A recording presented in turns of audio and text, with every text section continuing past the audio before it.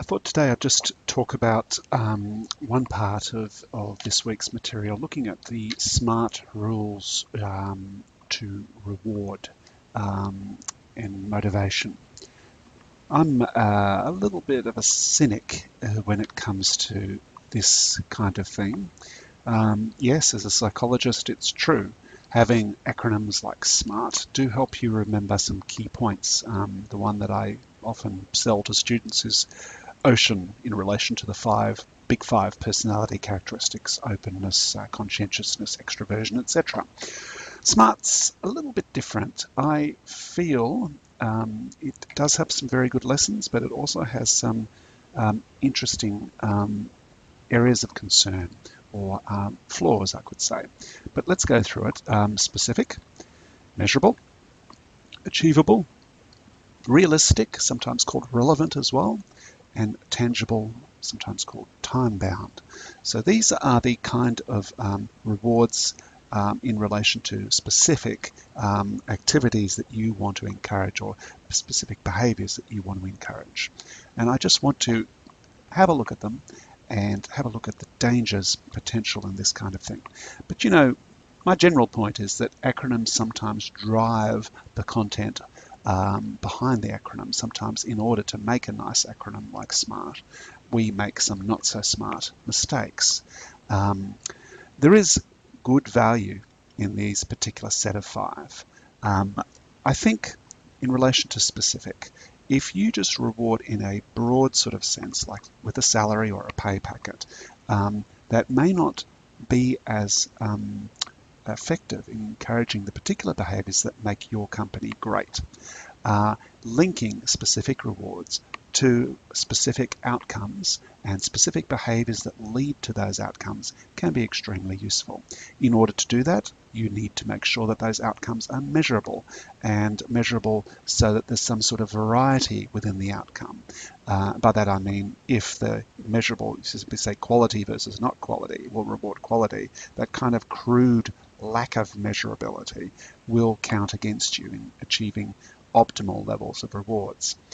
In terms of achievement, those outcomes need to be achievable, because if you set too high a bar and get people to aim for something that they cannot ever get, you demotivate your staff. So in that sense, they could also be described as being realistic.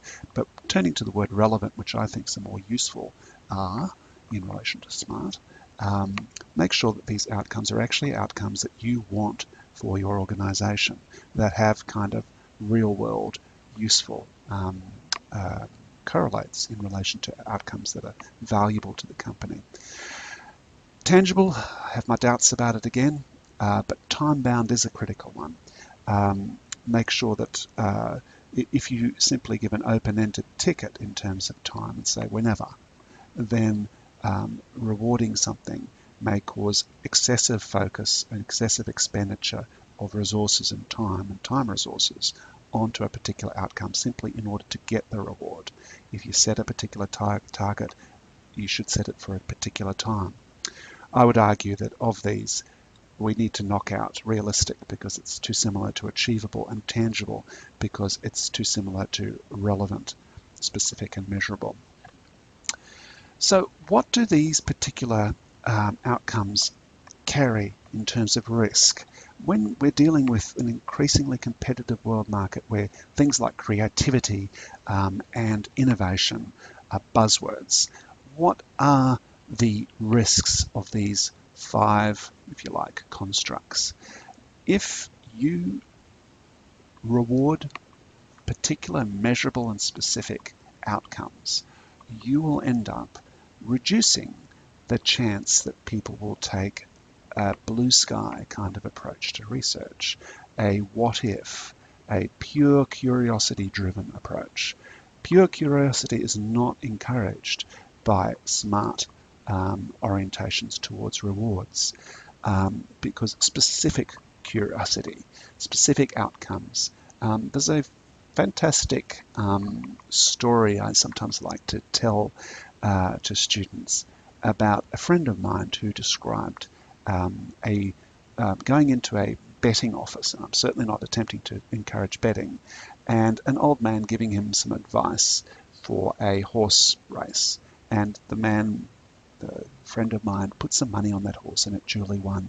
And this happened several weeks in a row, at which point my friend actually started to think, this is a little unfair. This guy's just giving me tips. I will start to reward those tips. And he gave that guy some of the winnings that he got from his particular tips. And from that moment, his tips started to deteriorate. Whether this is a true or mythical story or not, it does actually say something in relation to rewards. Rewards will, if they're specific, start to reduce people's sense of freedom, sense of adventure, sense of risk. These are all components that go into creativity, enthusiasm, and into innovation. So we need to be aware of that. Again, this focus on achievable, relevant, time-bound. Time-bound's probably not such a big problem, but achievable and relevant is all about pinning things down to the boring real world of real company outcomes. And you know what? Some of the great inventions of history, including of the last 40 or 50 years, would never have taken place if it wasn't for risk-taking, a kind of going up a blind alley, exploring things that other people had long abandoned. If those things hadn't taken place, I'll give you an example which I used in class a while back. Penicillin. I forget the guy who invented it, but penicillin was invented by accident, by a guy just poking around, by a guy, Fleming, that's his name. Andrew Fleming? No, it's not Andrew Fleming, that's the politician. Fleming was his surname. And Fleming was an untidy operator. He didn't behave in a conventional laboratory style, but as a result of his untidiness, as a result of his curiosity about something that went wrong, he discovered that a particular bacteria or particular substance killed bacteria, the very bacteria that the laboratory was rewarding them to cultivate. He actually accidentally killed it. And instead of looking at that as a failure to achieve a realistic, relevant set target set by the organization, he explored it further and subsequently discovered the greatest medical advance of, I'd say, probably all time.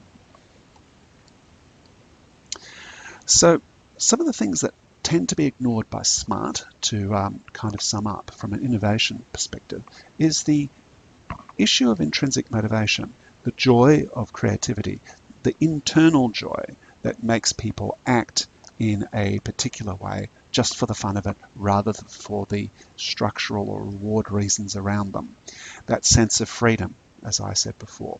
Also, importantly, sense of control. Now, sense of control is a variable that I often hammer on about, because sense of control is very important for staff well-being. It gives them a sense of vitality about their work when they feel they have some kind of control over the structure and the outcomes and the inputs and the time and other variables within their life at work. It reduces, as I said, risk-taking and reduces a sense of challenge, which relates to intrinsic motivation. I possibly could create a nice acronym to summarize the shortcomings of SMART. Perhaps it'd be ideal for me to come up with UNSMART, but I don't have the time or patience. But I think you get my point.